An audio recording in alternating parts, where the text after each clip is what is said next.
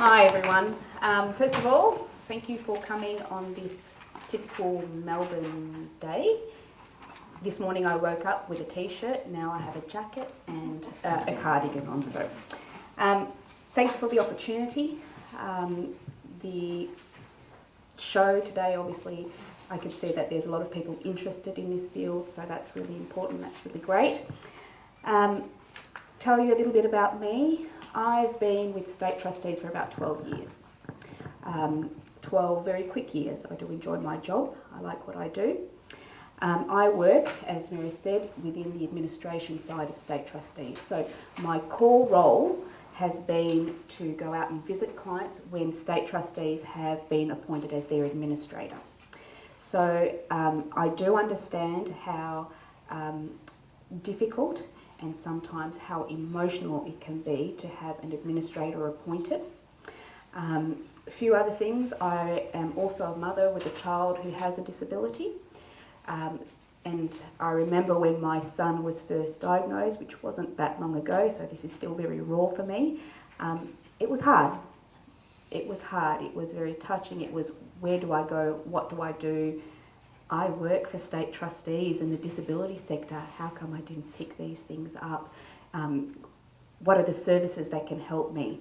But it's a learning curve, and obviously you guys are here as well to learn as much as you can about how to support your adult child with a disability. But I'm hoping to also, which will be our focus, but I'm hoping to also be able to provide you with some information about future planning for yourselves, because that's also very important. That's also very important. I am not a financial advisor, so I can't give financial advice.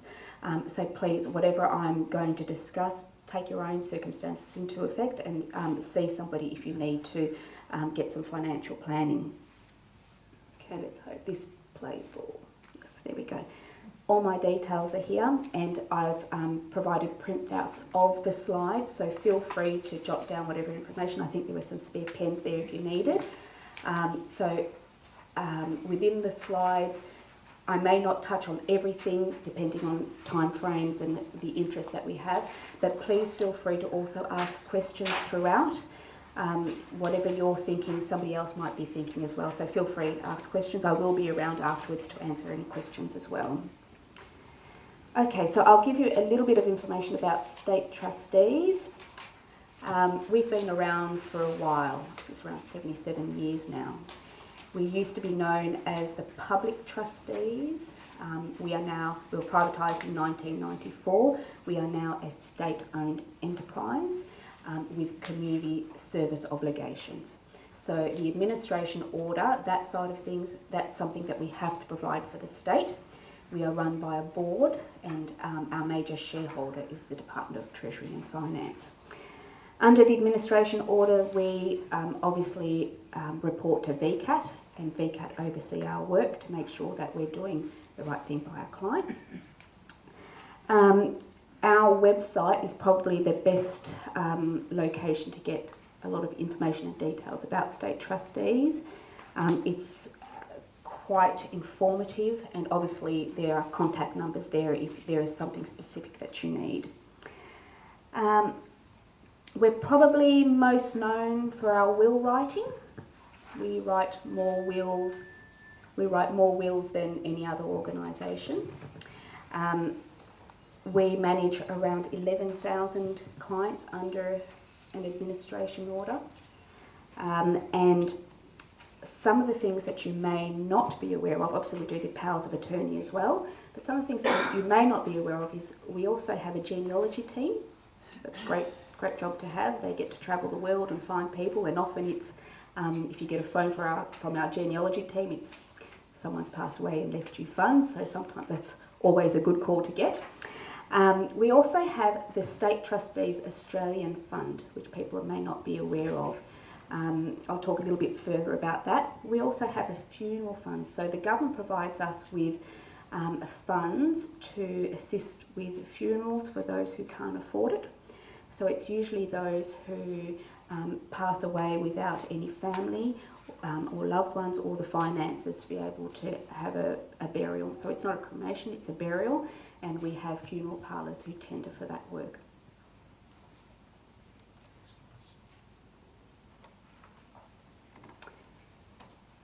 Not plugging, Craig Decht is our CEO. Recently he launched a book on the trusts and the history of trusts. Very good read. One of the things I do like about this though is that all the funds that we make from the sale of this book goes to the State Trustees Australian Fund. And within that fund we do things like providing money to non-for-profit organisations. Some examples are we provide funds, more recently it was people who have recently had a stroke. We provide them with iPads so that will help with their communication. So there's some of the community work that we do. I think last year it was about $5 million that we spent on providing funds for non-for-profit organisations. We also use the funds from there to do a lot of research, and some of the very big ones that we've done is over elder abuse. We team up with certain organisations like Monash University to carry out a lot of these research. So, how can we help? If you have a loved one who can't make decisions about their finances, if they can't instruct someone in regards to how they would like their funds to be managed, you need to think about, one, do they have capacity or don't they?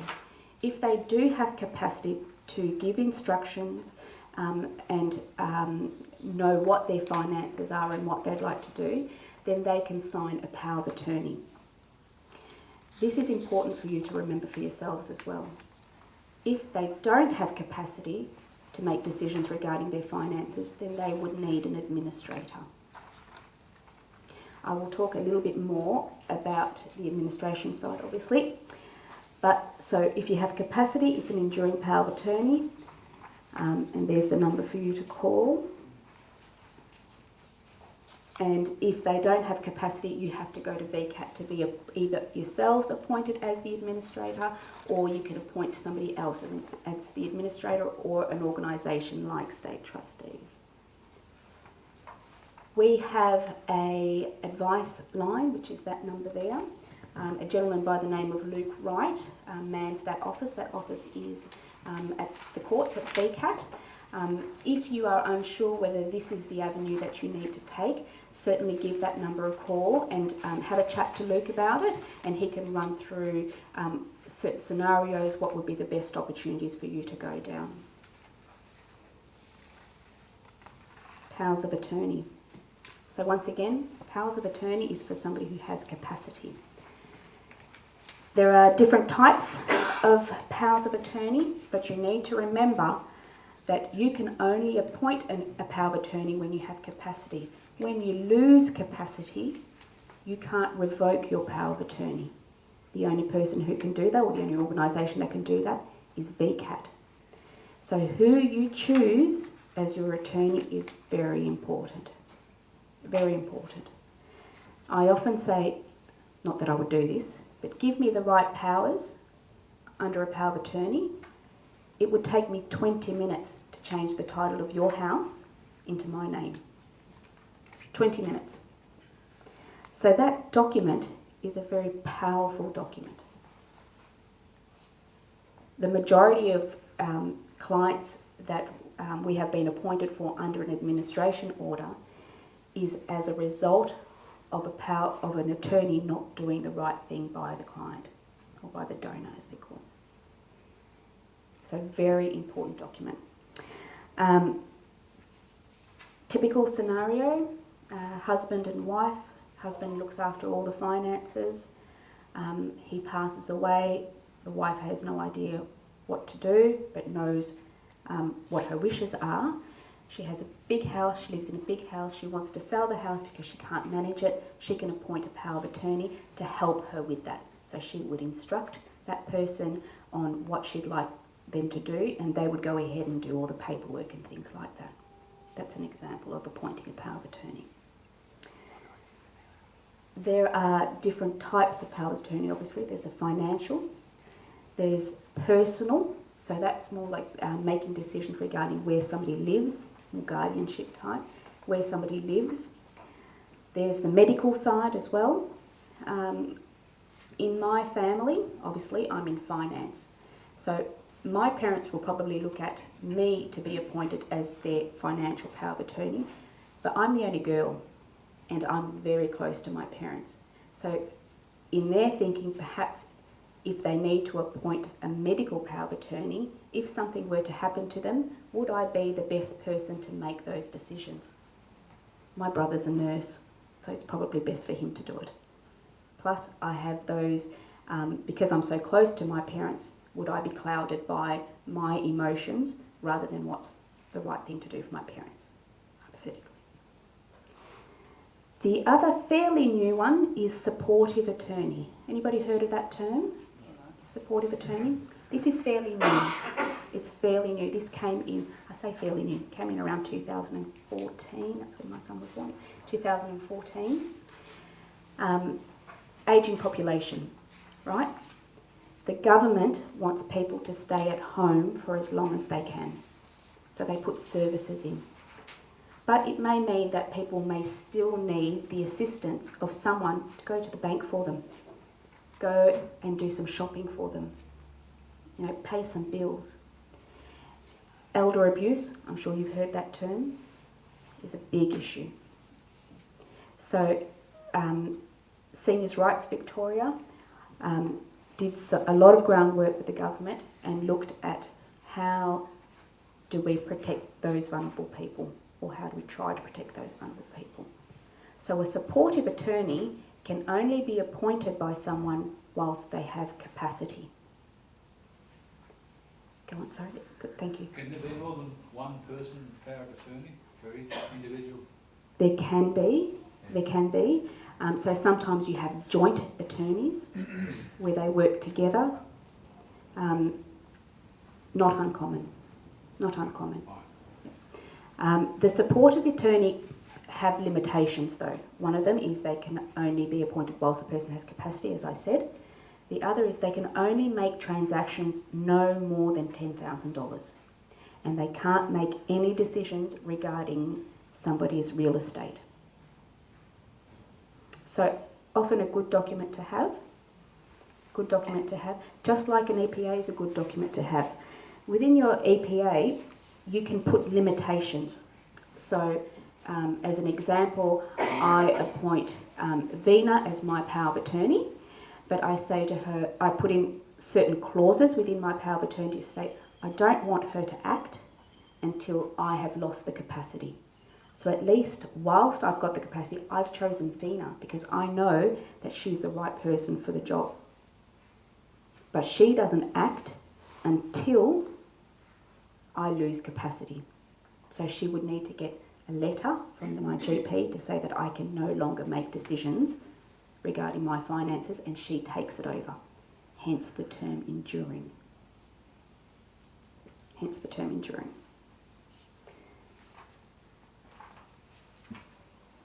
So the role of an attorney and the role of an administrator is not dissimilar. Just to recap, if the person has lost capacity, then they would need an administrator. So someone, it's usually the courts, that will appoint them or appoint somebody else as administrator. VCAT will always look at last resort. VCAT will always take into consideration the person's wishes if they can advocate that. They will always look at family members first and then state trustees as last resort if need be. Or there was, have you heard of Flinders Trustees, Judge and Papaleo? It's another organisation similar to state trustees. They have recently been bought over by Australian Unity. So the role of state trustees, what do we do? What are we required to do under administration? We're required to act in the best interest of the client. We're required to look at what is the least restrictive option for the client. And like I said, adhere to the client wishes where possible. They're the three main things under the VCAT Act that we need to do. Our decision making our planning for our processes, changes in the process, we need to look at these three things: least restrictive, best interest, and adhere to the client's wishes where possible. State trustees, technically we're there to pay the bills. Right? I'll give you an example. We have a lady who she doesn't have much in her life. She doesn't go out. She doesn't have a lot of friends. She likes to smoke. She spends a lot of money on cigarettes. She's got the funds for it. Not good for her health, yes. But it's not for us to say, you can't do this and you can't do that. It's for us to say, you can afford this or you can't afford that. That's her wish. Her wish is to spend. Her wish is to spend her money on cigarettes rather than going out. She's happy to do that. She's happy to do that. We're required to protect the client's assets. So when we're appointed, one of the first things we do is to make sure that if the client has a property, that's protected. If the person has a bank account and there are issues regarding somebody else accessing that bank account, then we can put urgent freezes on that account. Protect the client's assets. We collect their pension. So when somebody comes to state trustees, usually it's their Centrelink benefits, that comes to state trustees. They have their own account at state trustees that earn interest. We also collect any other forms of funds. So it could be a superannuation, it could be a compensation payment, those sorts of things.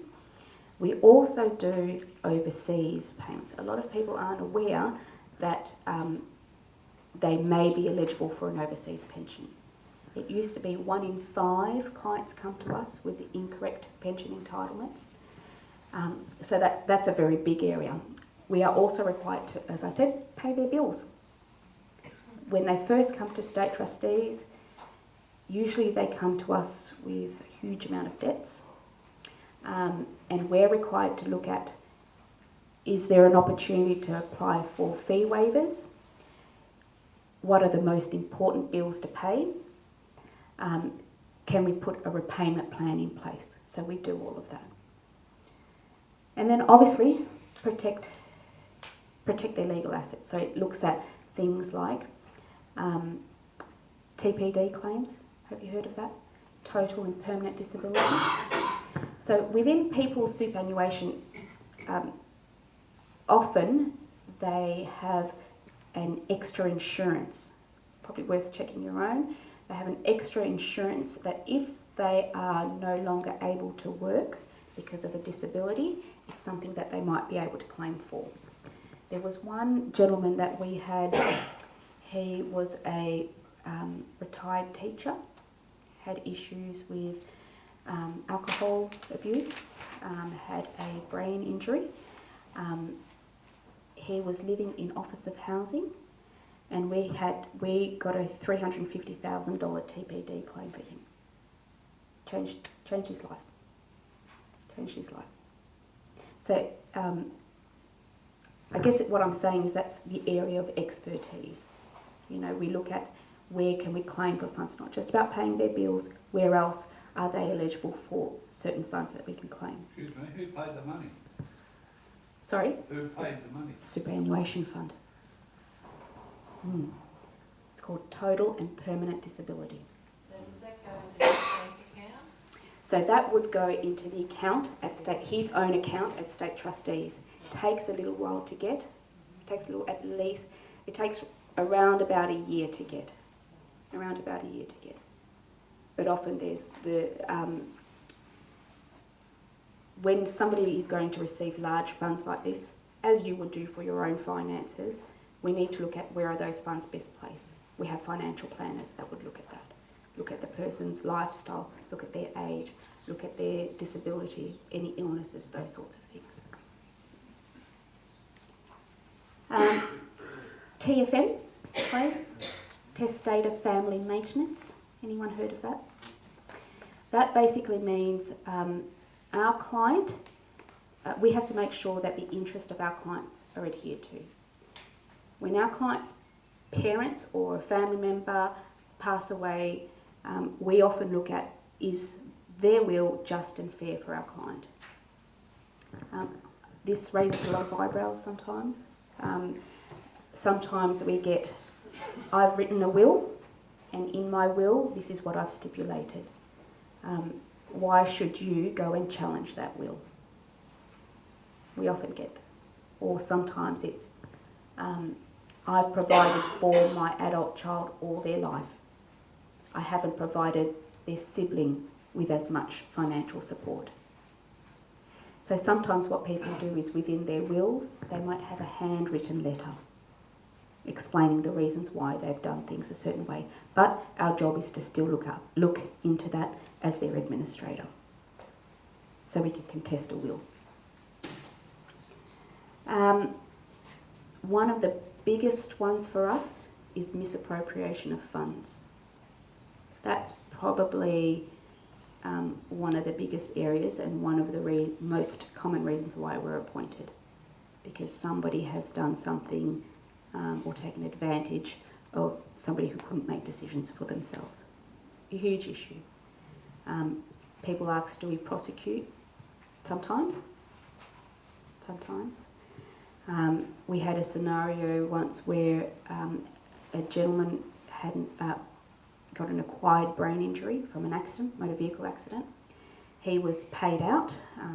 TAC provided him with X amount of money, but they appointed the mother, and so the mother was to look after the funds for her son. Within, I don't think it was even a year, all the funds were gone. Unfortunately, Mum was a gambler. All the funds were gone, and so he was residing in a facility that probably wasn't as suitable. TAC's not going to pay it out again. And so they came to us. What can you do about it? Mum's on a pension. She doesn't own her own home. We can't recover something that she doesn't have. So there was nothing we could really do about it. I know that sometimes the stories that I provide can be quite touching. Over the 12 years that I've been with state trustees, there are certain scenarios, there are certain people that I meet that stick. This role, the role that I do and the role of state trustees, it's an important one. You have no idea how many vulnerable people there are out there. Vulnerable. And I can stand here and tell you story after story after story. Most are quite sad, but some of them are really good. We had a gentleman who we were appointed for the father as administrators because he had the onset of dementia. He lived in a house where he cared for his son. He had a disabled son. His son held a job for 35 years, but is very routine. Excellent employer, very routine. When Mum passed away, Dad took over the care of the son. Dad was very strict, very strict. I don't think he had a day off in 35 years. Very strict. When Dad got placed in aged care, all the reports were there, all the social work reports were there. When I read through them, I said, well, what happened to his son? What happened to his adult son? He was living at home on his own. Couldn't use a microwave. His employer would ring him and tell him to turn the kettle on so he can heat up his cans of soup. There are worse things that we've had to deal with. So what happens to this gentleman? Where does he go to get help? He had fantastic neighbours. One lady fed this gentleman for 10 months. She's on a pension herself. Couldn't keep doing it. Then somebody alerted VCAT and asked, can you go out and just ask some questions, find out what's going on. I went to visit the gentleman, begged for support services to come in, and we put in an application to VCAT to get him an administrator appointed because he couldn't live on his own. He couldn't live on his own. He was at risk to himself. And in the end, the Office of Public Advocate were appointed as his guardian. They moved him into a care facility. He's doing so well now. He didn't learn the skills he needed, the life skills he needed. Probably would have been able to, but he didn't learn those life skills. But they, like I said, his neighbours, wonderful, wonderful neighbours. The sad thing, once we were appointed as, because we were appointed as his administrator as well, Dad paid for everything, and he was earning a wage. So he had quite a bit of money behind him. He had a brother. And guess what happened to his money? Yep, financially taken advantage of. But the brother has nothing. And then we get, oh, but I told him and he said it was okay. Was the brother living with him or? No, Separate. Because he was alone, and that was the danger. And I think alarm bells rang for the employer when he wouldn't turn up to work. You know, but somebody has to raise the question. Somebody has to say to VCAT, hang on a second, something's not right here. And anyone can put in an application to VCAT. Anyone. Sorry, that's a really sad story, but that really stuck. That really stuck with me. But he's doing really well. He's doing really well now. Actually, I should say, one of the things that he really loves is he remembers people by where they live. So he could tell me, if I had to get to a destination, off the top of his head, which bus to catch, which route to take. So we got him an iPad. Loved it. You know, Google Maps. Loved it. Loved it. Is the numbers on the iPad? Like the A49, the A45 and all that? I presume so. You sound like you're technically savvy, and I'm not. That takes my phone.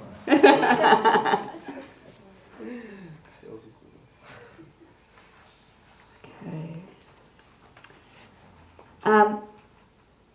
Too many buttons to click. We have some specialised services under state trustees. I've spoken about the advisory office. We've got several offices. I'm not sure whether you're aware. We've got an office in Dandenong. It's probably the closest, just under Punt Hill Apartments. Great place. Bad for the employees there, because if you're hungry or you need a snack, you just go downstairs. I've put on a bit of weight since moving to Dandenong. We've also got an office in Footscray. We've also got an office in Bendigo. Our office, which you probably know of at Exhibition Street, is no longer there. That office has been sold. Some of you might know that we had an office in Glen Waverley. That's usually where our will writers were. That's no longer there either. It's important to remember that state trustees is appointed as the person's administrator, not a particular consultant. They may have people allocated to do certain things, but overall it's state trustees who's appointed as the administrator. We have a team that specialises in aged care. Navigating through things like bonds and things like that takes a bit of expertise. They do all of that. We also have a pensions team. Who here likes staying on the phone for a couple of hours with Centrelink? Not me. Not me. So a lot of them were ex-Centrelink people. We've built a very good relationship with Centrelink, and because we have to, and we often look at what is the best scenario for a client regarding their finances and what benefits can they get through Centrelink. So sometimes we have the issue of somebody's involved in, as I mentioned, a motor vehicle accident. All of a sudden they need to be on the disability support pension. They need to show ID. How do they get to a Centrelink office if they're in hospital? So we work through all of that. Superannuation team, I've spoken about that a little bit. That's primarily for the total permanent disability insurances that we go through, and we do a lot. We do a lot of that. Actually, often it's recommended that you pull all your super into one because of fees and charges. For a lot of clients, they haven't done that. So we can actually claim on each and every one of their super funds that they have. Just a little thing to know. We have a property team. Hoarding, big issue for us. Big issue. I'm not sure whether you're aware, but hoarding is now classed as a mental illness. And somebody explained it once as, I went to a seminar, and somebody explained it once as when you clean out the property, for them it feels like you're pulling their nails out. It's traumatic. It's traumatic for them. And unfortunately, usually when we get appointed, the council are ready to say, get out. So things have to be done fairly quickly. We have to clean it out. Very expensive exercise. Not a lot of funding out there that we can tap into. But what we need to keep in the back of our mind is we're dealing with people. This has been their lifestyle. This has been what they know. But if they're at risk to themselves, something needs to be done about it. Not uncommon. That picture there, not uncommon. I can stand here and tell you all sorts of stories of places that I've been. You probably don't want to hear it. Just a silly question, Catherine. Is it more the sort of older generation that tends to do that, or is it just all ages? Not necessarily. Younger people? Sometimes mental illness. Okay. People with mental illness. Big deal. That's a huge area. Huge area. But probably not enough awareness and funding associated with if somebody has a hoarding issue, where to go and what to do. And support services that would help them to continue to stay in their home, continue to be independent. Not a lot out there, unfortunately.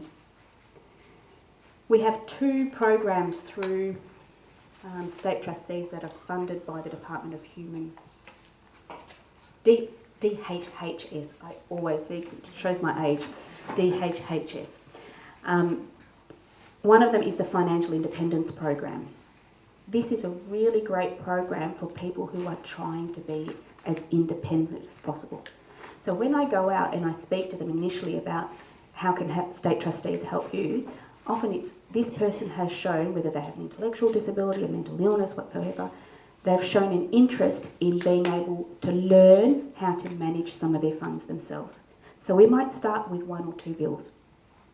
We have people with state trustees who they manage all of their pension.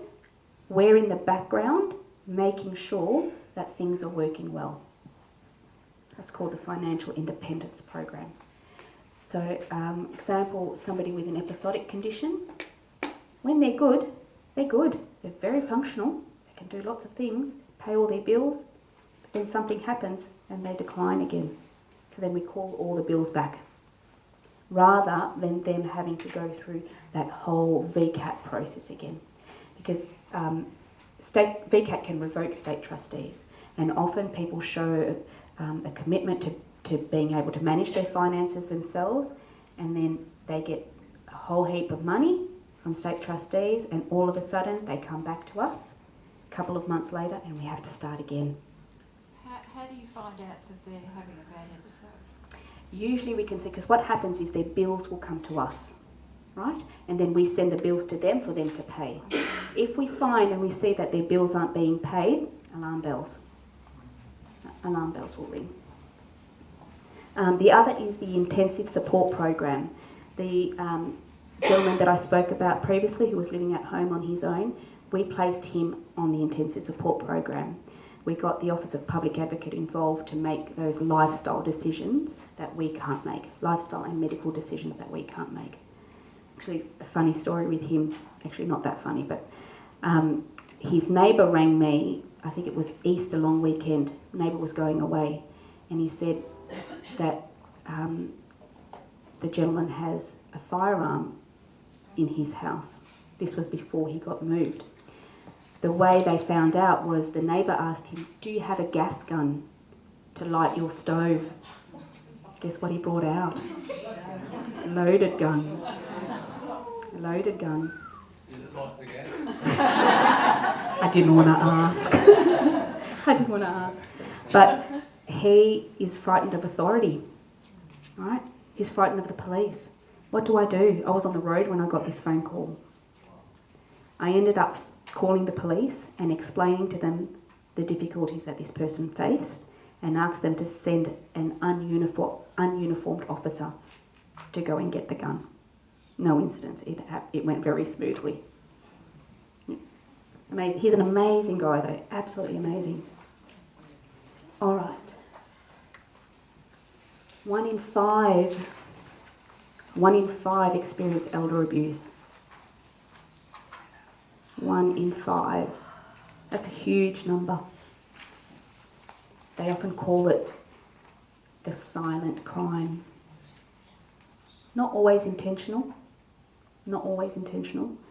A lot of the studies that, because as I mentioned before, we've done a lot of studies around this with Monash University. When I first came to State Trustees and I saw the vulnerability, I said to my husband, "Oh crap, we better have some kids. Who's going to look after our finances?" And then after this study, they found that most perpetrators are the sons. Family and other sons. And guess what? I've got 2 boys. I better teach them early. Stick to the girls. Buy a pair of handcuffs. Hang on a second. I'm Daddy's little girl, though. I wouldn't do anything like that. Typical scenario. Let's take that example of Dad passes away, Mum lives in a big house. Son, I'll use son for the moment. Sorry, all the gentlemen out there. Come and live with me, Mum. Sell your house. Come and live with me.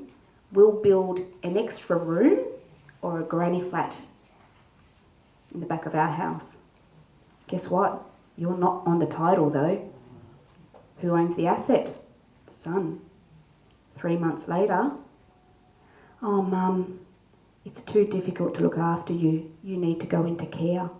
I can't provide you with the support anymore." But then guess what? Centrelink see that as gifting. So no pension. Things we deal with. Things we deal with. You get a lot of things like that if you're Yeah. with own kids. Yeah. Yep. A lot. A lot. A lot. Very sad. Very sad. You know, people always say, "My kids would never do this to me." Never. But it's sometimes not their child. It could be a partner that's instigating this. Yeah. Elder abuse. So I've spoken about that a little bit. You asked, do I see this often? I had a couple that I was working with, actually a council called me, a home support manager called me and said, "Look, I've got this scenario, what do we do?" 2 elderly couple living in Richmond, losing capacity to make decisions about their finances. A so-called friend, carer, came in and said, "I will help you, you just pay my wages," right? She was taking advantage of them, financially taking advantage of them, stopping support services coming in, and that's when the council were concerned. District nurses weren't allowed in. She stopped all of that. She went and did their shopping for them. And pocketed money herself. So we went in to go and see the client to have a chat about, well, what's going on? She happened to be there. And so we talked about this a little bit, and I specifically, I was facing them and I said, "Well, who pays your bills for you?" And they pointed to her. I said, "Where's your bank card?" "Oh, I've got it in my pocket," said the carer. "Okay, why have you got their bank card?" "Because I do their shopping for them." "Oh, that's okay. But then who pays for your services?" "Oh, they give me some money for petrol." "Show me your bills," I asked the client. They went to get their folder and very quickly the carer came in and took documents out. What do you think those documents were? Bank statements. Bank statements and their will. What's that? Their will. Guess who the beneficiary of their will is? Yep. We got a call from a solicitor not long after that said there's a lady going around befriending elderly people and to be very cautious. I googled her, which is what I do. I googled her, and guess what? She's a property developer. But you know what? She hasn't done it in the wrong way, legally. She got a letter from a GP to say that the person has capacity, has what they call testamentary capacity. They wrote their will. Oh, you're helping me. Nobody else is helping me. I'll appoint you as my beneficiary. You can have my house when I die. Thank you for helping me. So no kids, I'd say. No kids. No kids. No kids. Sad. She was a lovely lady, but very trusting. Very trusting. She had nobody else to go and take her out, do what she wants to do, and sit there and talk to her, befriend her, even though she was very rude. But it was companionship, you know. She was lonely. Big deal, elder abuse. So the majority of clients that we're appointed for are people with an age-related condition. The second one would be somebody with a mental illness. Very difficult for us sometimes because of their episodic conditions. There's that I'm good and I'm not good, so hard for us to sometimes differentiate. Often we find that they spend their funds, their day-to-day living, before their next pension. So they don't pay for their accommodation, there could be drug and alcohol involved, all those sorts of issues. So sometimes what we do is we can look at providing their day-to-day expenses several times during the week, so that even if they run out of funds, they know that it's only going to be a couple of days until they get their money again. And obviously we pay for their accommodation, we pay for their medication, so at least those essential things, that's paid for and they've got that. Contracts, that's a big one. Telephone contracts. Sign here. $60 a month, $100 a month. You need the data, you need the data. You'd be able to tell me about that, okay? Just put him on. Big deal though, people sign. Very vulnerable. When I go and see a client, I have the do not knock stickers. You seen those ones? The do not knock stickers.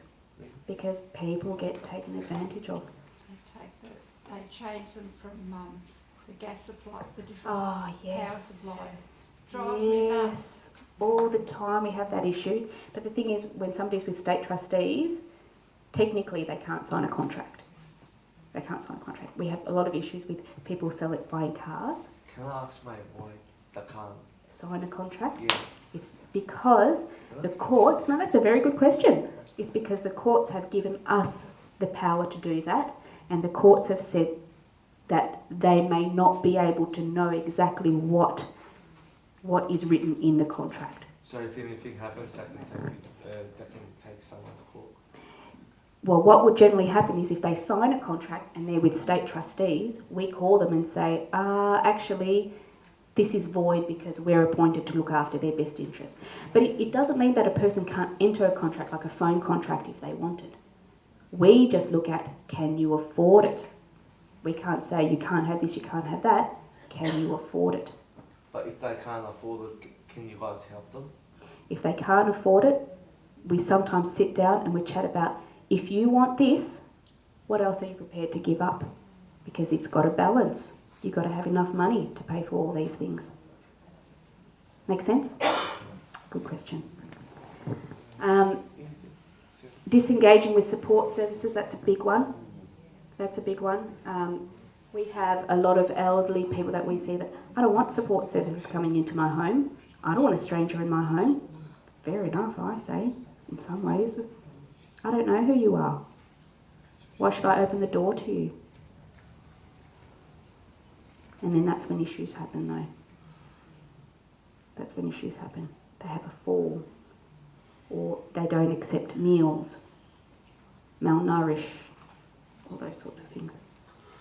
We can't tell someone that they have to engage in a support service. That's not our role. That's not our role. Aged care. I can talk forever, so I've got to be mindful of time. Typical scenario for me, I saw a very educated gentleman who he lived with his wife in Lakes Entrance. They sold their house and they moved closer into the metro area because there's better hospitals and things like that. His wife was his carer. His wife was his carer, did everything for him. He was getting the onset of dementia. Unfortunately, she passed away before him. She passed away before him, and they services came in and said, look, you're not safe at home, you need care, you need 24-hour care. I'm not leaving my house. That's all he knew. He didn't know anything else. Him and his wife were like this. In the end, the Office of Public Advocate were appointed. He was made to leave his home, and they decided that he needs to be in an aged care facility, a dementia-specific aged care facility. We came in, his house had to be sold, obviously, to pay the bond. So within a very short space of time, this gentleman was dealing with grieving for his wife, losing his home, having to make new friends, being in a locked facility. He said to me, I feel like I'm in jail, being in a locked facility. And then in I come to tell him, you can't make decisions about your finances anymore. Big deal. Big deal. Again, no kids, family or friends? He did. He had kids? He had kids. He had family. Didn't engage. Kids had wiped their hands. I can't tell you how many times I sit with people and they say, can you please contact my family? Can you please contact my family? So you actually do, but they're not... They don't respond. There's only so much we can do. It's not really our role. And if somebody chooses, I don't know the history. If somebody chooses not to engage, happens often. Happens often. So when someone's got onset of dementia, Yep. when does it become that they don't have capacity to sign? A power of attorney. The doctor would have to state that. So when you go to VCAT, you usually have a medical report. But if VCAT is not satisfied that it's enough, sometimes we see, a couple of lines, this person has capacity or this person doesn't have capacity. VCAT can request for a neuropsych assessment to be done. So that's a more detailed report. Actually, the two couple in Richmond, the carer tried to take it back to VCAT because she got a letter with a one line from a GP that said the person has capacity again, revoke state trustees. Luckily, we had a neuropsych assessment because that oversees. But to be deemed at not having capacity, you need to have that assessment from a GP or somebody higher. To answer your question. So, yeah, that gentleman was really upset that I came in and said, told me to get out. I've been called all names and everything, you have no idea. I've had a few marriage proposals as well. But, yeah, he was very upset. But in the end, we sat and we talked about things. He couldn't leave the facility. We'll help you to pay your bills. We'll make sure all your bills are looked after and paid for. You don't have to worry about that. You don't have to worry about it. But we also were able to look at, well, what do you enjoy doing? That's my 40 minutes. What do you like doing? And he used to go to a Czech club. So we organised for a private carer. Pick him up once a fortnight, take him to the Czech club. Loved it. He loved it. Now, anybody participating in any of these programs and become your clients, are there any fees and charges associated? Yep. So within the packs, I've put in all our fees and charges, but I'll go through that. I'll let you know exactly how much we charge. Kath, just That's right. for that last gentleman, it was impossible to have someone come to his house and cater him in that environment? It's very expensive to have 24-hour care. Okay. It's very expensive to have 24-hour And care. that's what he would have needed? That's what he needed. Right. Yeah, he would have needed 24-hour care. Actually, we had a client who won lotto. We hadn't placed them, but they just went into an aged care facility. But then, luckily, we hadn't sold their house yet, and all of a sudden, they could afford 24-hour care, so they got out of the nursing home. Oh, it just depends on Yeah. finances. It was just a matter of finances. Yeah.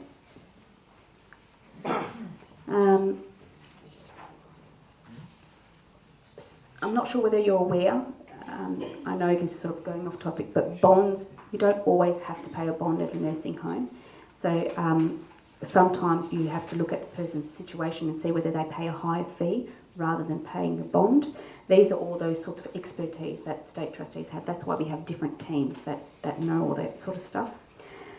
Also, if you have an adult who is on a disability pension living in your house is not means tested if you need to go into care. They need to be on a pension for at least 2 years. Good thing to sort of keep in the back of your mind.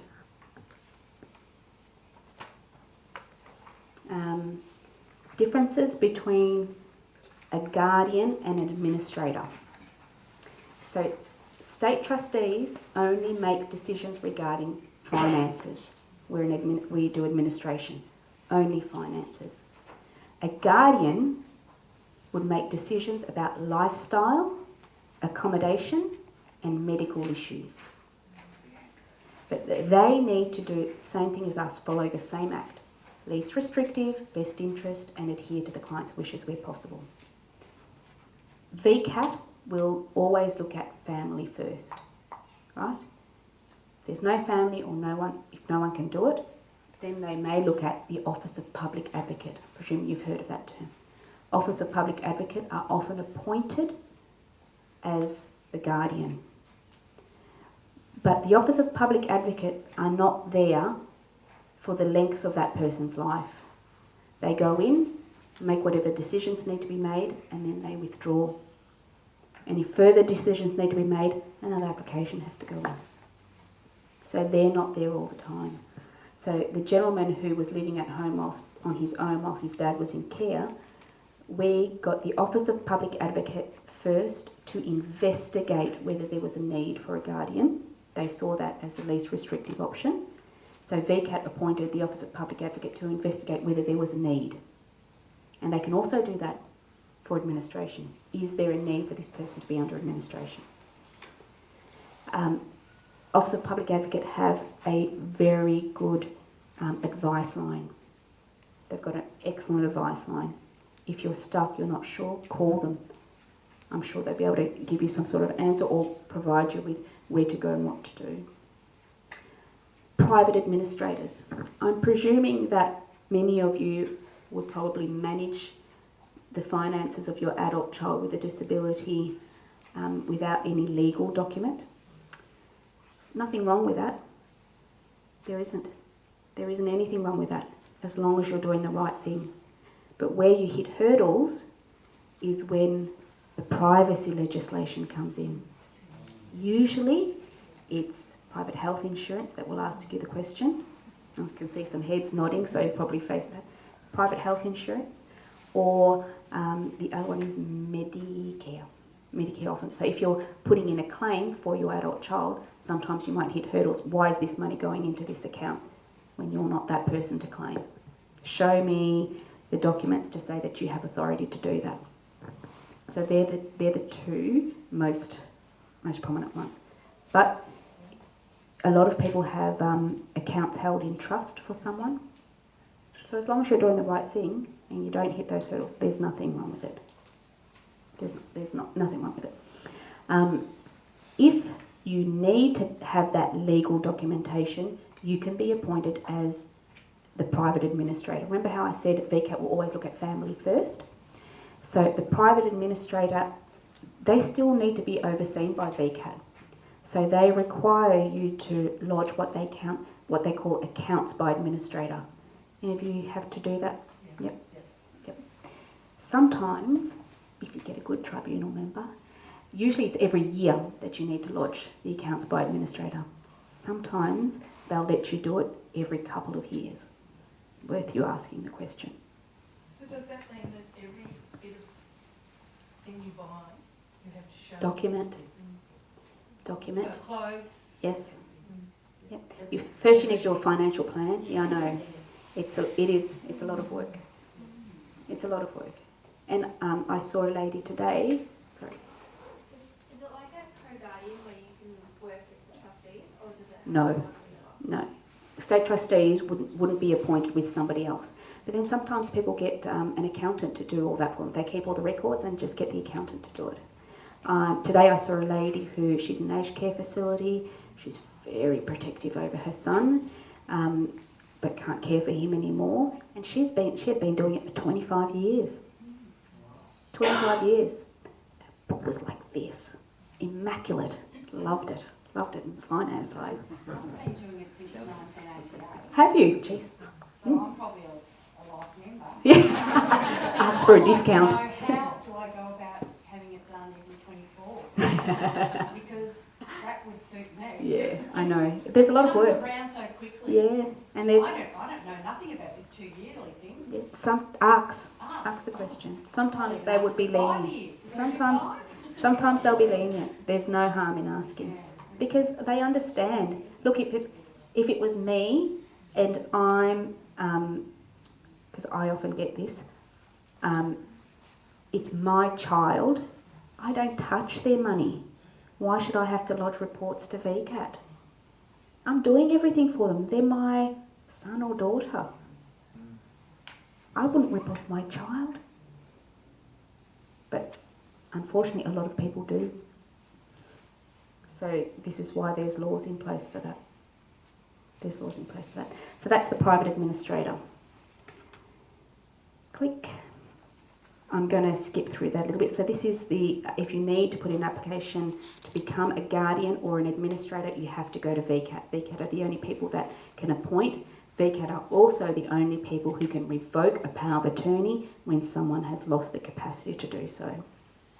Usually it's about 30 days once the application has been lodged that VCAT will hear it. But VCAT also revoke a power of attorney. An administration order. Usually we're appointed for 3 years, but if within those 3 years someone isn't happy with the way that we've done something, they can go back to VCAT.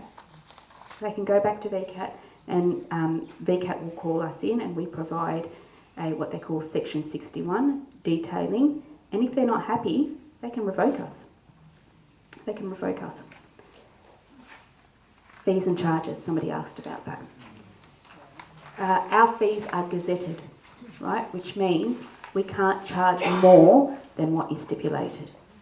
So state trustees charge 3.3% of the pension. I think pension went up just recently. It's roughly about $30 odd that we charge per fortnight, right? But we only charge on funds that come into state trustees. If the client has any other forms of income like superannuation or a lump sum payment of something, we charge a one-off 5.5%. Capital commission. The superannuation is 6.6%. Anything other than a pension is 6.6%. What people don't know is that a lot of the clients who are with us don't have a lot of funds. They're living pension to pension. Hard sometimes, especially if they're a smoker. And if they're often people living in SRS facilities, fairly high costs in those accommodations, doesn't leave them with much. If a client has less than $3,000 in their account, then the fees that we charge are reimbursed every quarter. Okay, so it's a free service for those clients who has less than $3,000. There's a lot of people who are asset rich, cash poor. So they might be living in $1 million property in Toorak. I'm sure you can't get that now. It might be 3 or 4 million now, but have less than $3,000 in their account. Our fees are still reimbursed until their property is sold and things like that, if that needs to happen. Any questions about fees? Charges? No. Okay. Over to the NDIS expert. Good, and thank you so much for coming today because I wouldn't be able to do this. Can I introduce you to Vina? Do you guys need a stretch or anything? You okay? Okay, good. I'll come back.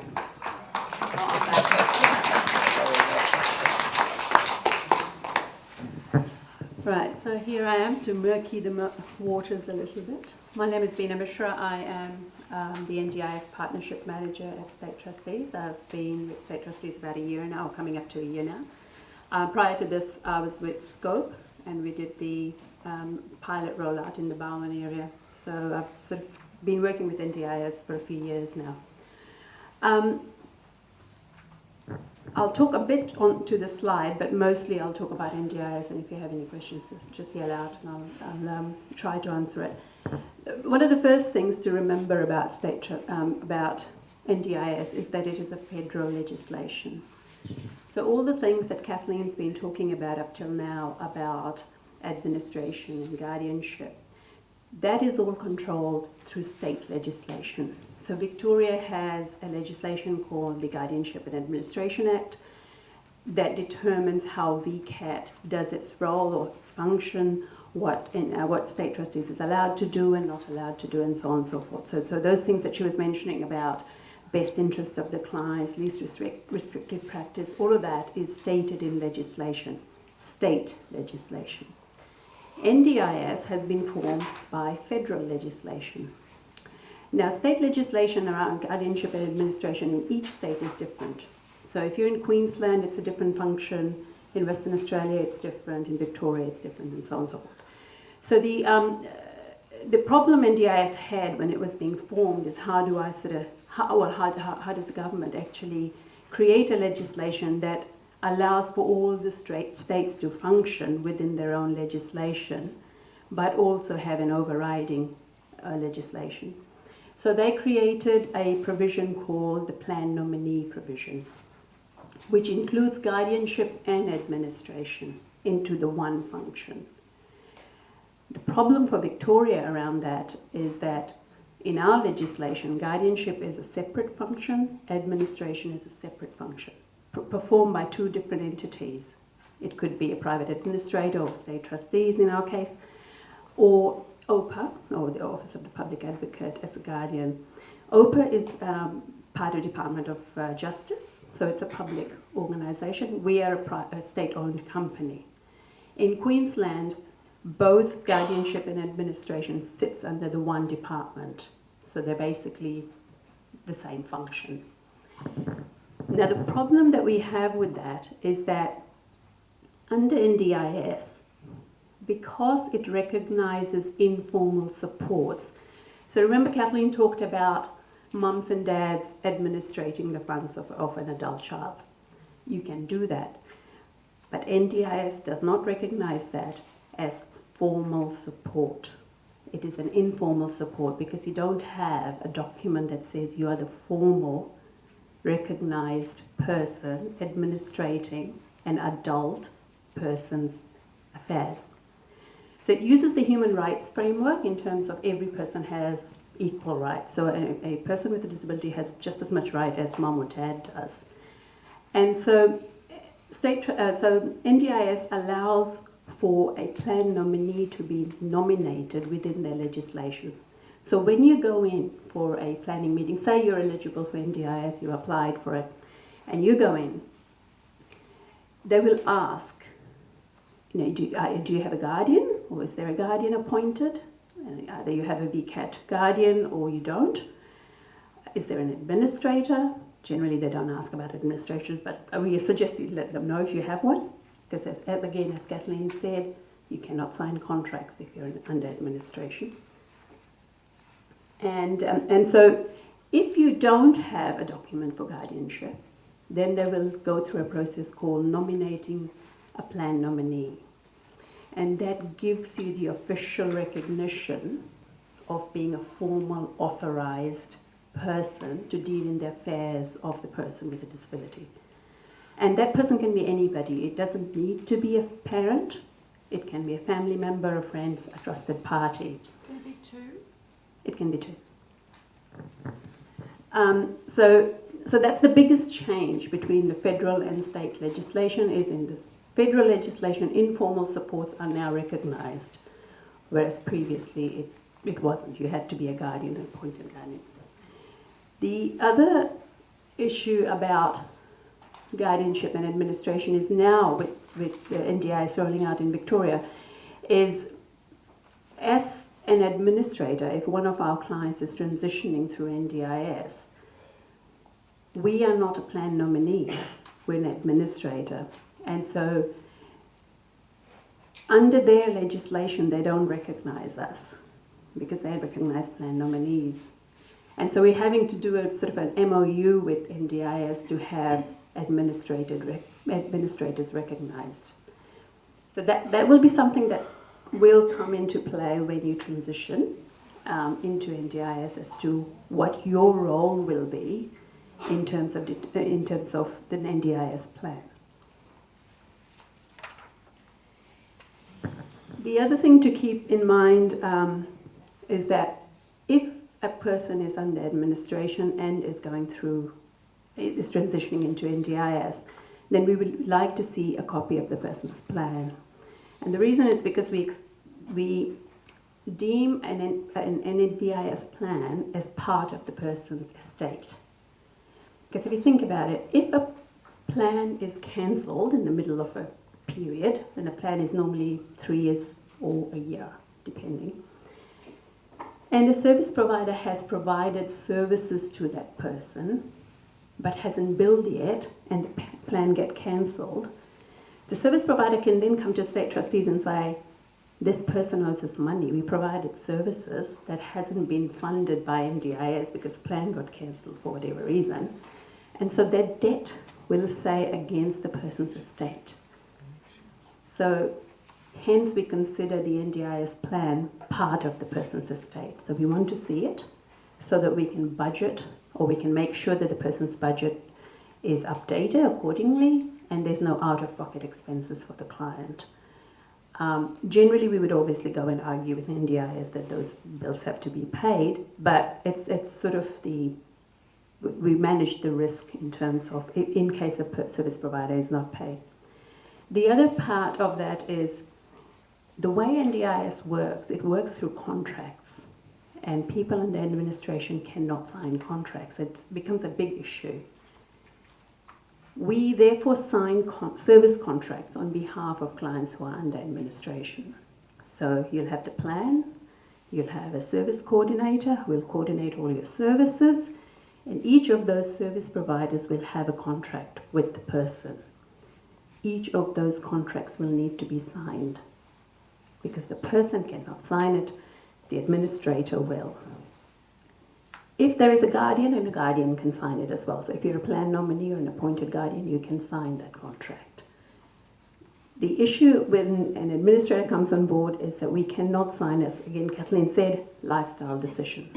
So we cannot sign a contract that says anything about behaviors, anything about obligations, about courtesy and respect. We can't ensure that a person will behave in a certain way. That's not our role. So what we do with contracts that we get is we redact all those clauses. We will only sign legal and financial clauses. So contract comes, we'll redact all the bits we can't sign, and then we'll sign it. And the reason we sign contracts is because it protects the person under consumer law. Because contract law comes into effect the minute you've signed a contract. Not signing a contract leaves you exposed. So you don't have any rights, really, if you don't have a contract with a service provider. So you should have a contract, and those contracts need to be signed. Somebody with authority has to sign it. So an informal support cannot sign that. And that just means that a family member or friend cannot sign on your behalf. It has to be a plan nominee, a guardian, or an administrator, so recognized formal authority. The other thing that happens with NDIS plans is we sometimes get them reviewed. And if we find that a person's budget is not being fully funded, then we might ask for a review. If we think that things have not been placed in the plan that should have been in the plan, transport is a big one that comes in that category. Sometimes program fees. Then we will ask for the plan to be reviewed and get those extra buckets of money put in there. We normally would send a financial statement or so on for the planning processes so that the planners know what a person's expenses, and so that's taken into account when the plan is done.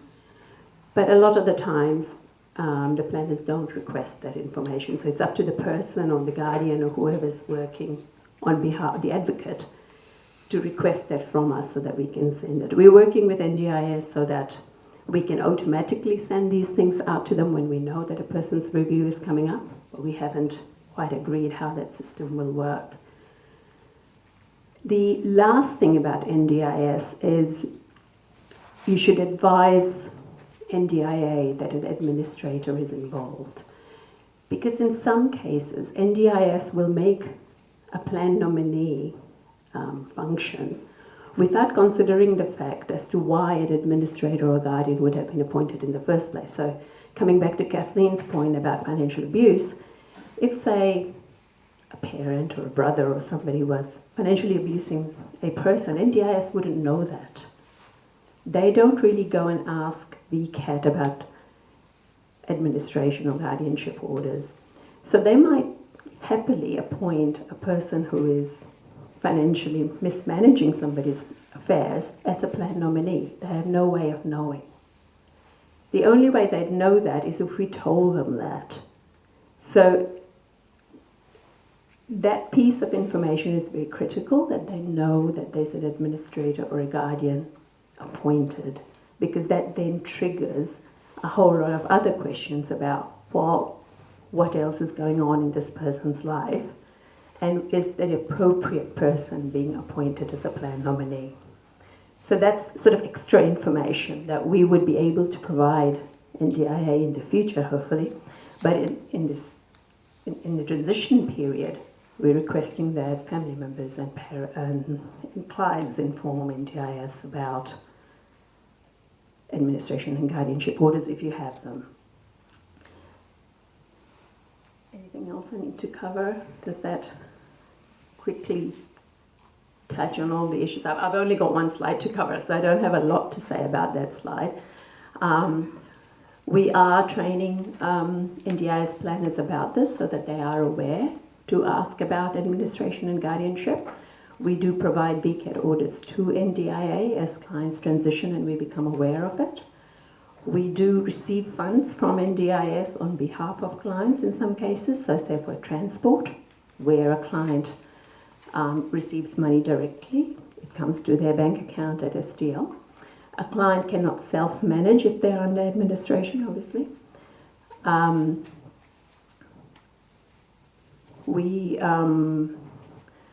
We do sign consent forms for clients who are having to apply for NDIS. So most people who are currently receiving disability services will automatically get enrolled into NDIS. NDIS will give you a call and let you know where in that scheme you fall. Some people may not be eligible, so you'll actually have to apply through a access request form. And in the case of clients that do not have a guardian or any informal supports, and we are appointed the administrator, we will sign the consent form to enroll you into the scheme. I want to ask about that. What happens, so when my ex-husband and myself will become the, whatever, I don't know what, but we'll be organising it. When we die, how does somebody know, how do you know that that's happened, or how do we know, how do we structure that so that if there's some transition, who informs you or whoever, do you know what I mean? Yep. So initially you would be the plan nominees under NDIS for your... If we just suddenly die, what happens? You would have had to have set up an enduring, either an EPA, so that when something happens to you, we know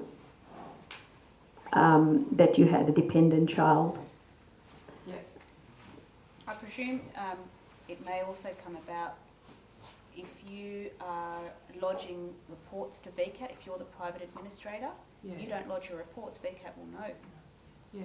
And then they will start the ball rolling. They won't appoint you. They might appoint another facility like state trustees, and then we'd come in and then we'd start asking the questions. And then we'll say, oh, hang on a second, what happened with NDIS? Who's Is it doing better that? for us to have us and one of our children, other children? Do you know what I mean? Like there's three, so that if one dies, if we go, if we're in our 70s, if we die, then one of our 40-year-old children just sort of steps up to the plate. As a plan nominee as well. Yeah.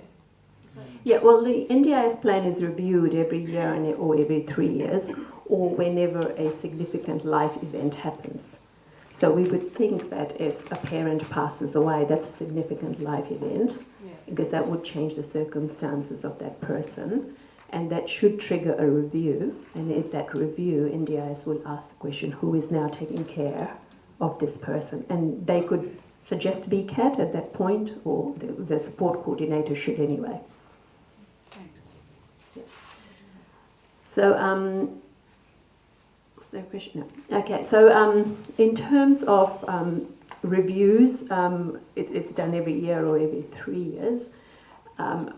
Where we find that there is any out-of-pocket expenses for a client, so a client may have chosen things with NDIA, but because NDIA does not consult with the administrator, they may have chosen everything with bells and whistles in it, but in fact, they cannot afford that. So when we see the plan, we would then ask for a review because it's causing the client hardship in some other area of their life. So you always balance the budget, as Kathleen pointed out earlier. Is there anything else that people would like to? I support a state trustee's client, and he hasn't been under any disability scheme, but has now been accepted into the NDIS. He's had a letter to say that. Does he need to speak to state trustees? Yes, he needs to advise us that he has been accepted, and whenever his planning meeting is, because there will be a planning meeting to set up his funding allocations, at that planning meeting we will provide the financial statements from his accounts that will advise NDIS about what his expenses are, therefore what to expect in terms of his choices and needs and going forward. So are you involved in the planning of... We don't attend planning meetings because we are not authorised to make lifestyle decisions. It's the client's decision. Where there's no representative for the person, so that person doesn't have a guardian, doesn't have living relatives or any informal supports, we will organise for an advocate to be present.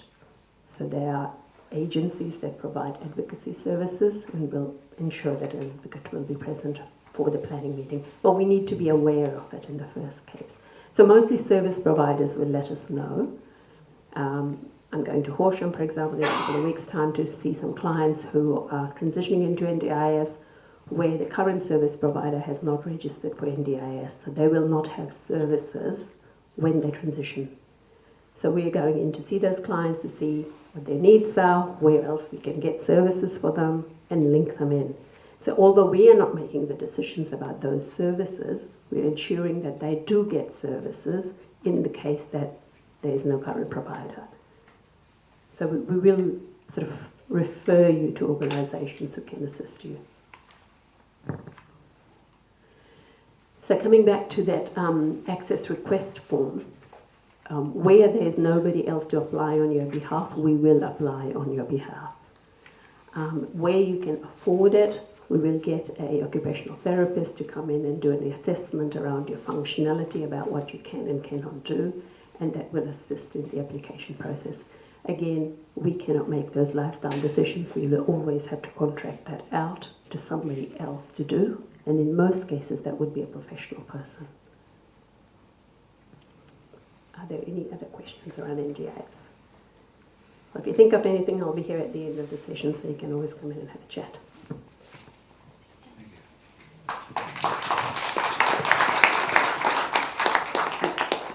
Tina, you've got me again, but it'll be very quick, I promise. No more stories. Previously, I spoke about how to protect your children who have our children who have a disability. Now I'll go through some slides very quickly to give you a few things to think about, but it's predominantly about you. How do you protect your assets and your finances for your children?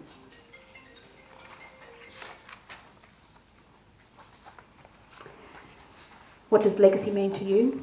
For my dad, it would be making sure that your children have what they need. Right? I see that as sort of old school. Dad, I can stand on my own 2 feet. Maybe it's my stubbornness. I don't need you, Dad. I can do it on my own. But that's what he thinks. That's what he believes. Have you heard the term skiers? Spend the kids' inheritance. They've got Facebook pages about it, websites about it. Not bad to look at. Wills. Another important document. To write a will, you need to have what they call testamentary capacity. Right? Know what your assets are, who you want to give it to, and why, and if you're leaving somebody out, what are the implications of that? Right? So you need 3 things. Testamentary capacity to write a will. A client, under administration order, they may still be able to write a will. If they've got testamentary capacity, they may still be able to write a will. A lot of our clients write their own will, will write a will. So whilst you have the capacity, once again, you choose what happens to your assets. Will kits are fine. There's nothing wrong with will kits, except you won't be there to explain, this is what I meant when I wrote this. So we often advocate it's good for you to get a solicitor to oversee, particularly if your assets are complex. Do you know what happens if you pass away without a will? The government follows a very strict formula. It's called laws of intestacy. If you go onto our website, there's a lot of information about that. But basically it goes to your spouse, your partner, and then it goes down the line. But there's certain monetary funds associated with it. So your spouse may get the first 100,000, your children gets X amount, that it works that way. But it's very strict in regards to how it's distributed. So well worth a look. That's why we suggest always have a will, a legal will. Trust, very quickly. Heard of special disability trusts? I'm presuming no? Some of you are nodding. I guess the most common trust is a testamentary trust, right? I'm going to read this one to you. A trust is a legal relationship where assets and funds are managed by a party on behalf of somebody else. So usually you would have a trust deed. Once you put those assets or funds into the trust, they are no longer yours. They're managed by somebody else. The special disability trust is, from Centrelink you can get a lot of information about this. It's where you can provide assets into a trust for your adult child, but it's also quite strict. They need to have a profound disability, or a severe disability I should say, and it's not means tested. And from memory it's up to about 560,000. So you can have funds sitting in a special disability trust, say 560,000, but your adult child will still receive a pension.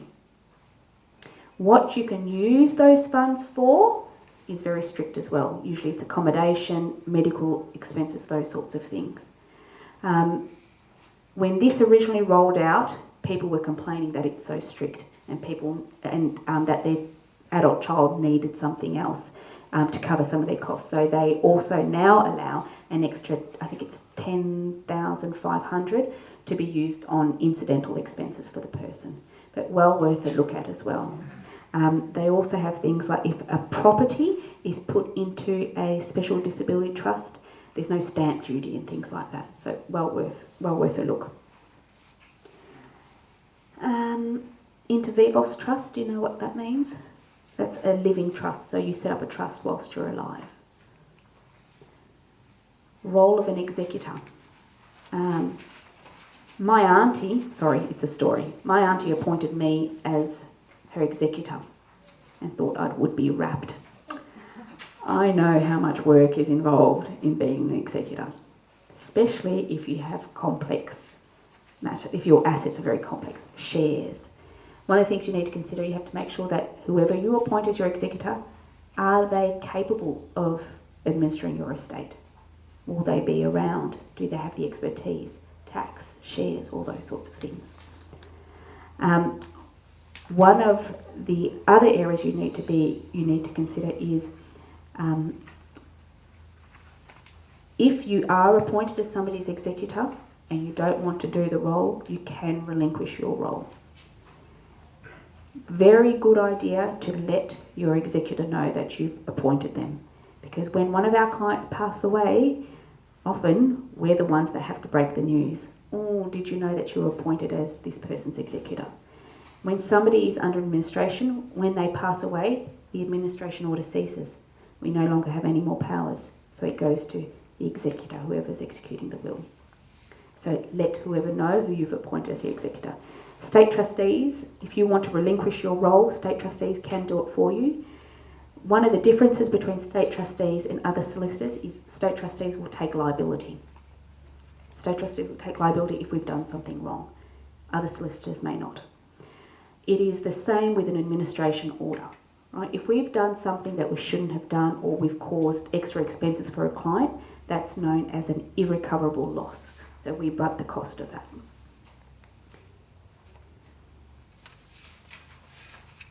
Wills and Powers of Attorney Registry. Two products that are fairly new for us is often we have to try and search and find where somebody's will is. So they may have written a will but not told anyone where they've kept the will. Happens often. I went to a property in Portland. I was covered in spider webs, I am sure, going through this gentleman's house trying to find his will. If you try to find a will, often it's in the Bible. They say, look in the Bible, under the mattress. Typical scenario, under the mattress. But let someone know where your will is. Victoria, they don't have a will registry, so that's what we've created. It's an opportunity for you to lodge where you have kept your will. Let them know within this framework. You let them know where your will is, who your executor is. We can also hold documents under the Victorian Will Bank. We can hold those documents for you as well. So that protects things from fire and theft and things like that. I told you this one was going to be quick. So to sum up, sorry, yep, sure. For someone with disability, Yes. if he's under guardianship or administration, can we set a will up, his own will up? No. No. No. So what happens to his assets when he dies? Laws of intestacy. So he dies without a will. So the government generally chooses what happens to his assets because he doesn't have testamentary capacity. I know, I can see you frowning. So, I know. do the assets then, like, say my son, he's permanent carer. Yep. Does then the money go to his birth parents or do they go to my family? You would have to challenge the will. I've had cases where an intellectually disabled, this is really sad, an intellectually disabled girl was abused by her father, sustained head injuries and was given a fairly large sum of compensation. She can't write a will. When she died, guess who inherits it? We challenged that one. We went to the Supreme Court, cost a bundle, but we challenged it.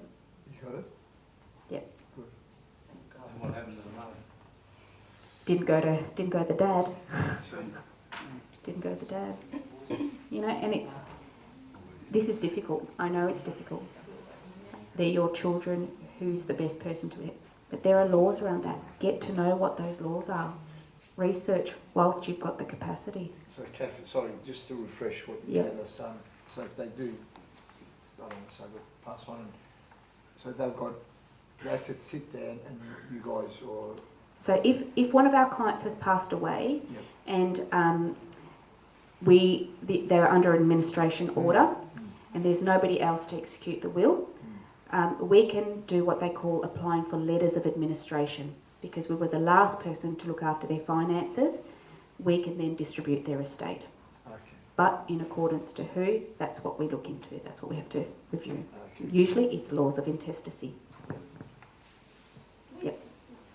For instance, I have a son with a disability, right? Yep. And I have 2 daughters. Yes. If I include in my will that the girls are to get the property or whatever, Mhm. but he's not sort of, I'm not saying not to get anything, Yep. but what is sort of there that the girls would need to look after him with it. Mm. Is that? How do you set that up? Yeah. Get legal advice. Okay. But if your son was with state trustees, Yes. we might challenge that. Okay, yeah. We might challenge that because we might look at, hang on a second, your son can't work for himself. Right. So should he be entitled to more than what the girls are? Okay, yeah. So this is why I say sometimes people have that handwritten letter that's only read out if the will is challenged. This is why I wanted this to be And done. that's hard because that happens to one of the clients that I work with. Yep, And then there's conflict between them siblings. yep, It created, yes, damage with the siblings. Yep. That then the client who then didn't get a relationship with the siblings because of it. So Yeah. it But I mean, wasn't I'm done just there before. so wondering it's as good. far as, not having too many assets for that person with the disability. Like, how much are they allowed to have in a bank account? Can they have as much as whatever? They can have a bank account in their own name and have X amount of dollars in it. Do you mean with state trustees or just generally? Just in general. Yeah, why not? That's right, so that's Why allowed, not? we'll Yeah. say, yep, okay. Yep. Can they manage those funds? That's the question. That's right, yes. Can they manage those funds? That's the Okay, question. so for the young lady's information there. So if you did have a will, Yep. which you stated that way, is Yep. it still challenged, is it, the will? Can be, but so it will go to the Supreme Court. When we challenge, it will go to Supreme Court. And this is why I say that sometimes a handwritten letter doesn't work all the time.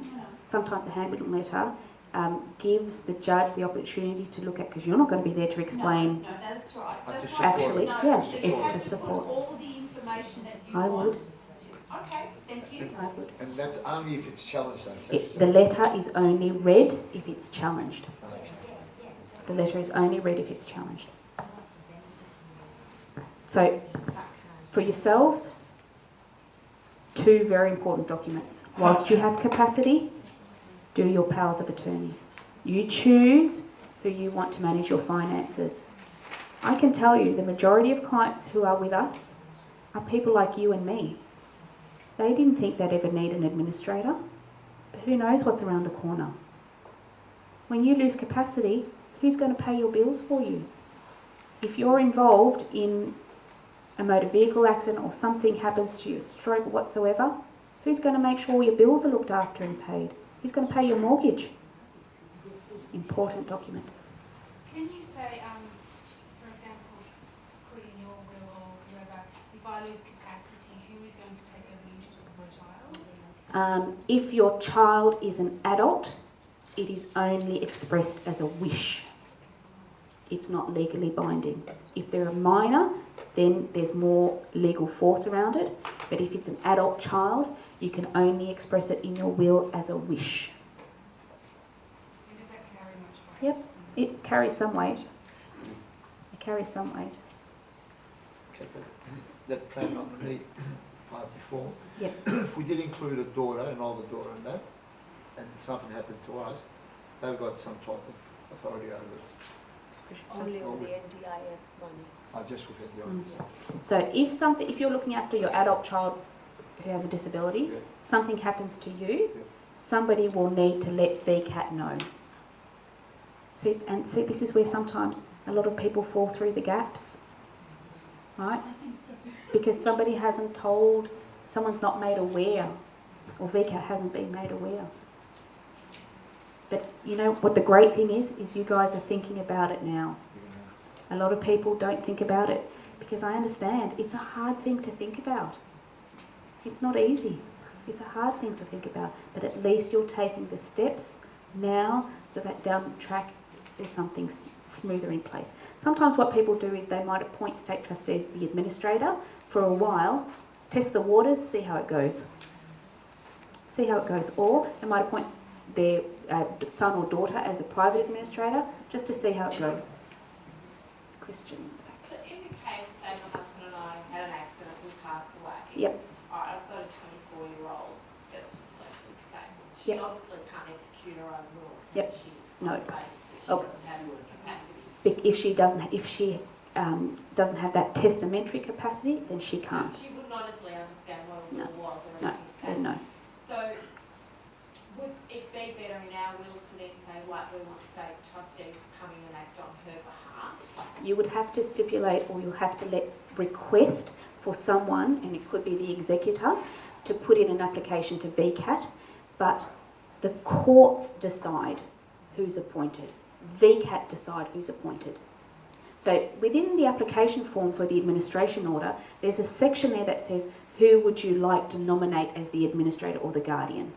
But ultimately, it's VCAT's choice, right? So if, for example, yourselves, if you don't have a power of attorney, something happens to you, you can't make decisions anymore, someone would have to go to VCAT and say, I have to take over this person's finances to pay their bills.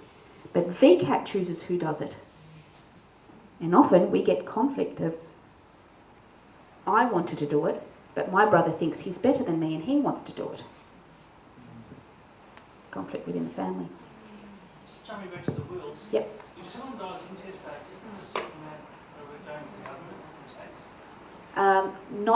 Not generally, no. It used to be a large amount. No. No. So there would be costs involved. The costs would be things like what to disperse the funds and things like that. So whoever is appointed as the executor to execute, that's where the fees would come in. There's often that misconception that state trustees, when somebody dies and you don't have a will, the money comes to state trustees. Fortunately, that's not the case. State revenue, it's not state trustees. Yeah, important, powers of attorney, you choose whilst you've got capacity. You know who the right person is to look after your estate and your will, two very important documents. I have a couple of brochures. This one is one that we did with the Office of Public Advocate and VCAT. Very good information on this one. This one is very good, planning ahead. What I like about this one is at the back, it's got an area where you can sort of list all the important things somebody needs to know should something happen to you. Don't leave this hanging around though, if you fill it out. Don't leave it hanging around. So this is generally what somebody needs to know. So it's sort of like when I go and see a client, a lot of the questions that I ask is there to be able to manage somebody's finances. I've talked a lot. Yep. Sorry. That's all right. If I want to make a will, do I make an appointment to come to see the trustees people? Like yourself? Yep. Yep. So that's all I need to do? Yep, so you would call state trustees and we can organise for your will to have done.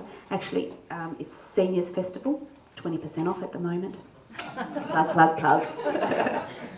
20% off at the moment. That's it. Do you have specialists who specialise in, when you're working with someone who's got an adult child with a disability, how to word that and everything, or can anyone? Yes, our lawyers would be experts in those sorts of things. Yep. They would know how to set something up appropriately. What's the basic charge for wills? Yep, it's in the pack there. Oh, sorry. Yep, it's on the pack there, but 20% off Seniors Week. There's only 1 day left in, 2 days left in seniors. No, we'll as long as you book before the 30th of October, Okay. so as long as you book before the 30th of October, you can still get 20% off. Thank you. But wait, there's more. No, just kidding. No, that's an old commercial.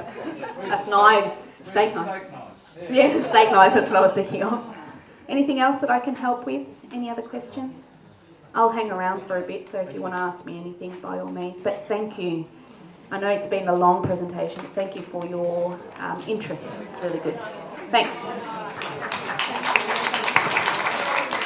Okay. Okay, so thank you very much to Kathleen and Vina for coming, and hopefully they've answered lots of your questions and given you lots of food for thought as well.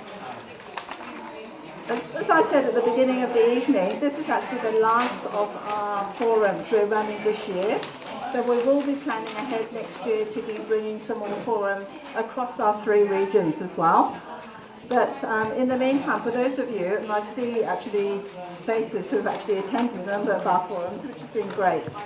But if you do need information, as you are aware, the NDIS rollout is actually happening very quickly now, because within Wallara we cover 3 main regions, which are Frankston, Mornington, Dandenong, Casey, Cardinia. And we also have a handful of people who live in the inner east and the outer eastern areas as well. So for those people, the rollout has already started from the 1st of October this year, so last week. And our next group of rollout will be the Frankston Peninsula people, who will be rolling out from the 1st of April next year. And then the final people, which will be the largest group of people from our Dandenong, Casey, Cardinia areas, that would be from the 1st of September. But already, even prior to all these rollout dates to date, as I actually checked on my list, we've actually got 12 people, 12 of our clients have already had NDIS approval, have had their funding approved. And we, Wallara, we are a registered service provider with the NDIA. And we've, as you are aware, we've actually already done a lot of work to be NDIS prepared. So we've done lots of work in back office, and we've done lots of work in speaking to yourselves and working with our clients in working and preparing you for the NDIS planning interviews as well. And Janine, I know, who's sitting in the back, has also made contact with a number of you as well in basically in preparing for your planning interviews. And she will continue to be available. So if you do need to contact her to discuss what happens in the interview, when it's going to roll out and things like that, Janine can actually help you answer all those questions. So I know it's late, as Kathleen has said, so I don't really want to keep you any longer. But also to let you know, going back to the administration orders, guardianship orders and things like that as well. As a registered service provider in disability, our staff cannot be appointed as an administrator or as a guardian under the VCAT orders. Certainly we can help support you in applications and things like that, but we can't actually do that for you. Certainly we cannot be appointed to be either power of attorney, guardianships, administration orders, none of those. But as I said, if you do need some advice, I agree with Kathleen. The Office of Public Advocate has a very, very good, what they call the TAS line, which is the Telephone Advisory Service line, that you can contact them, as well as the VCAT advisory line as well. We, as service providers, we actually do contact them from time to time to get information that we need to help support clients and families as well. I just have one more thing. Yep, sure. So I'll hand you over to Janine to say whatever the teacher wants to say. I just want to let you all know that Valid are running an NDIS Expo. It's the 21st of November at Caulfield Racecourse. We will be there, but there will be also many other providers there who can give you information about the NDIS. So it's from 9, you'll be there? From 9:30 till 4 on the 21st of November at Caulfield. So feel free to come along. Okay, thank you. Okay, right, thank you. Thank you.